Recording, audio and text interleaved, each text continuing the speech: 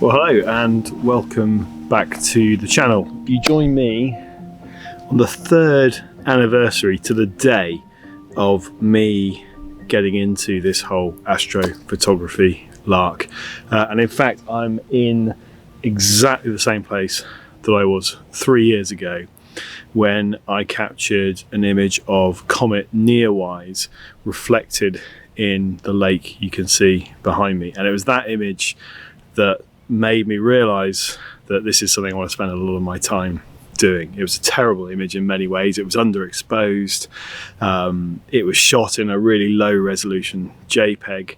But the thrill of actually delivering an image with me in it and with the comet reflected in the really still water of the lake behind me just got me completely addicted on this hobby. So we're here tonight. It's mid-July and we are here to hunt noctilucent clouds. It's been a really disappointing season so far, at least it has for me. First of all, I think there have been very few sightings generally compared to say 3 years ago. But also a lot of the sightings have been very early in the morning, so sort of 3 a.m. And that's not particularly helpful for me going to work and having school runs and that sort of thing. So I tend to try to do my noctilucent cloud hunting in the evening. And there have been almost no evening displays this year visible from my part of the world, so East Anglia in the UK. There have been a few visible elsewhere in England. Tended to be when we've been under cloud or I've not been able to get out. I've had one sighting of a very mediocre display, just a small patch of noctilucent cloud which I just grabbed a snap of on my iPhone. Nothing to write home about whatsoever. Last night in parts of England there were some good displays, so I'm hopeful even this sort of late into July and theoretically late into the season that we might hit the jackpot tonight, and it'll be quite special doing it from this place. I've shot noctilucent clouds from here before. It'd be great to see them again from this location. It's just very pretty, very peaceful. It'll just be a nice time of unwinding underneath the stars. So I'm going to get set up. You can see behind me the sun's gone down. There's a lovely twilight glow in the sky. I love that colour gradient going from sort of the cool of the water, the blues of the water, up through the sort of deep orange just above the horizon, and then tailing out to sort of the light blue and the inky blue as it gets higher up in the sky. It's just one of my favourite colour gradients that there is. So whether or not we see noctilucent clouds tonight, I'm going to have a great time just sitting here relaxing and being out under the stars, hearing the noise of the wildlife, watching the bats, listening to the birds, just enjoying a bit of solitude. So glad you've come along with me.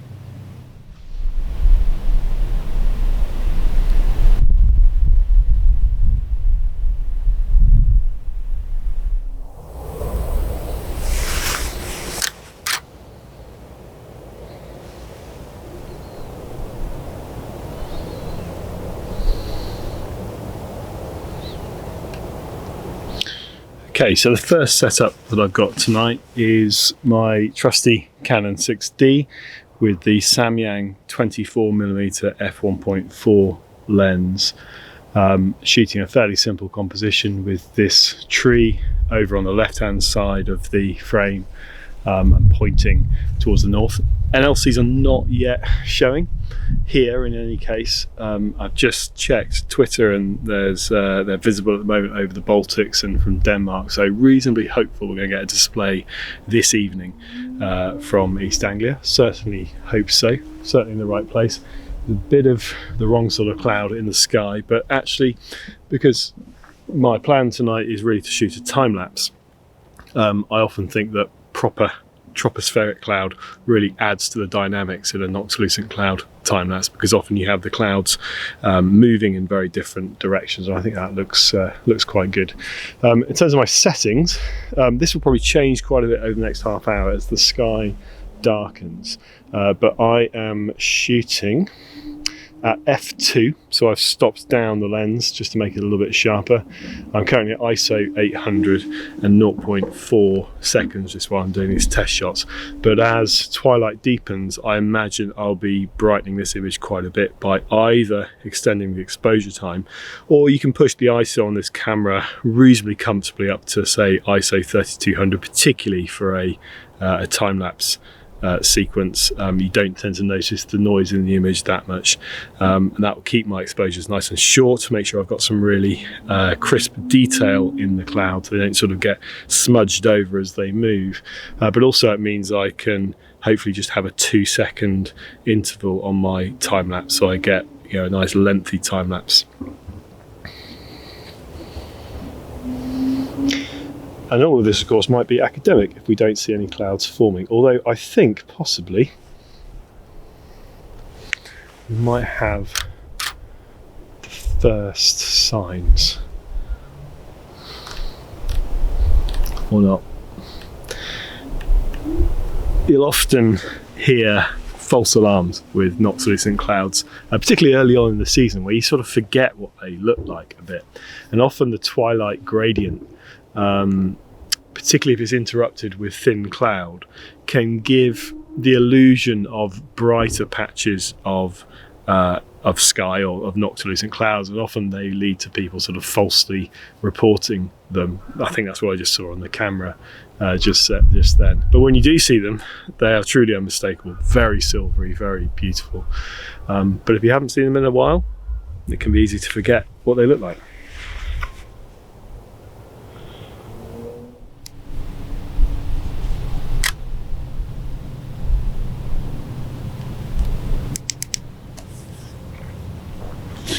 Okay, so I'm just taking a slightly longer exposure than I would ordinarily do, just to test out the composition, so the shadows are a bit brighter than they would otherwise be. That's all right, that's quite nice. Certainly for around here, there's not an awful lot of other foreground interest I can look at. What's a little bit frustrating is the reeds that are coming out of the water there. Even though it's relatively still night, they are still swaying in the breeze quite a lot. So unfortunately, even with a relatively short exposure, the chances are they're going to be blurred rather than nice and sharp, which is a shame, because they would look beautiful if they were straight and not moving around and nice and tack sharp in the frame. But I think that composition will be okay. It's not an award winner, but it will hopefully be nice, particularly if we get some reflections of the NLCs in the lake if the wind calms down a bit. But hopefully, in the short term at least, the wind will pick up, because as I've been setting up, and as is so often the case, clouds have poured in. Clouds are the wrong sort.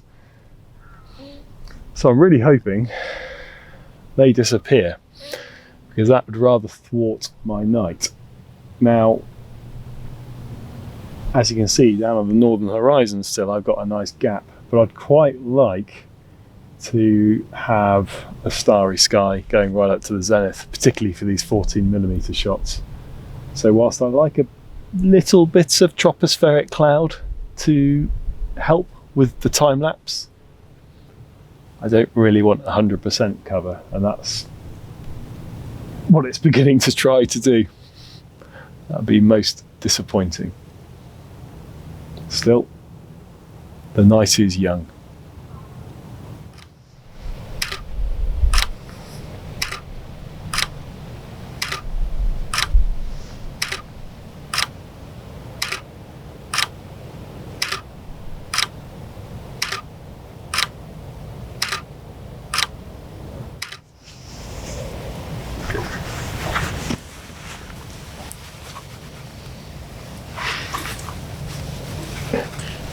Well, this cloud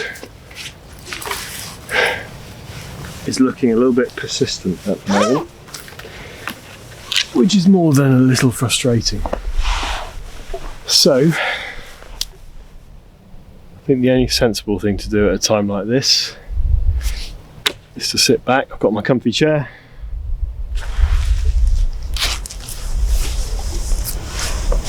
got a nice drink, and I should just sit here and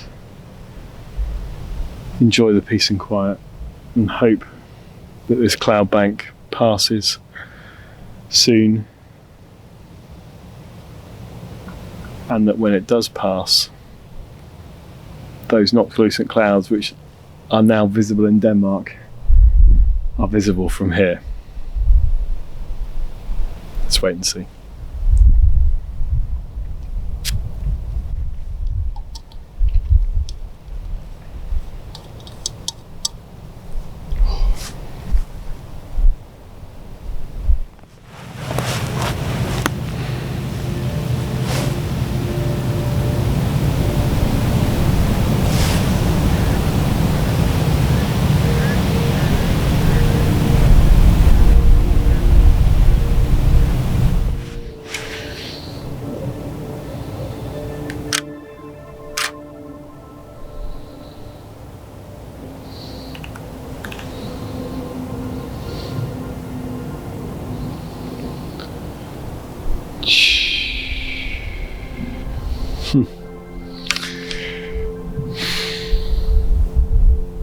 Well, I guess one of the skills in life is knowing when to quit, and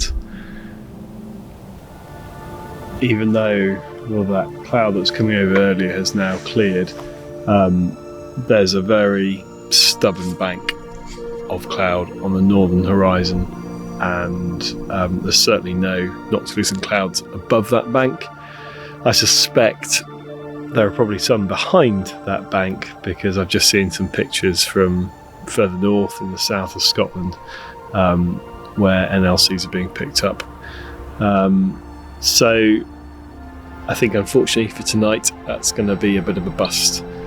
It's been nice being outside, it's been nice just breathing in the air. It's been a little while since I've been out with a camera, so it's been refreshing from that side.